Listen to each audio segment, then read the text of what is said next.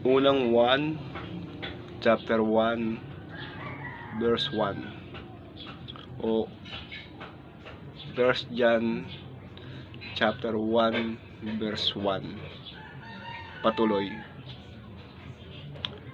Yaong buwat sa pasimula, yaong aming narinig, yaong nakita ng aming mamata, yaong aming namasdan at naipo ng aming mga kamay tungkol sa salita ng buhay. Verse 2. At ang buhay ay nayag at aming nakita at pinatutuhanan sa inyo'y aming binabalita ang buhay na walang hanggan na kasama ng Ama at sa atin ay nayag. Verse 3. Yaong aming nakita at narinig ay siya rin naming ibinabalita sa inyo upang kayo naman ay magkaroon ng pakikisama sa amin o tayo may pakikisama-sama at sa kanyang anak na si Jesucristo. Verse 4. At ang mga bagay na ito ay aming isinusulat upang ang ating kagalakan ay malubos. Verse 5. Ito ang pasabing aming narinig sa kanya at sa inyo'y aming ibinabalita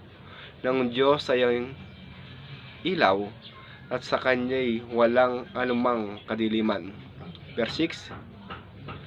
Kung sinasabi natin tayo may pakikisama sa kanya at nagsisilakad tayo sa kadiliman, ay nangagbubulahan tayo at hindi tayo nagsigawa ng katotohanan. Verse 7. Ngunit kung tayo'y nagsisilakad sa liwanag na gaya niyang nasa liwanag, ay may pakikisama tayo sa isa't isa at nilinis tayo ng dugo ni Jesus na kanyang anak sa lahat ng kasalanan. Verse 8. Kung sinasabi natin tayo walang kasalanan, ay ating dinadaya ang ating sarili at ang katotohanan ay wala sa atin. Verse 9. Kung ipinahayag natin ang ating mga kasalanan, ay tapat at banal siya na tayo patatawarin sa ating mga kasalanan at tayo lilinisin sa lahat ng kalikuan. Verse 10. Kung sinasabi natin tayo hindi nagkasala, ay ating ginagawang sinungaling siya at ang kanyang salita ay wala sa atin. At ito po ang Bible verse po. At hanggang dito na lang po. At maraming salamat po sa inyo.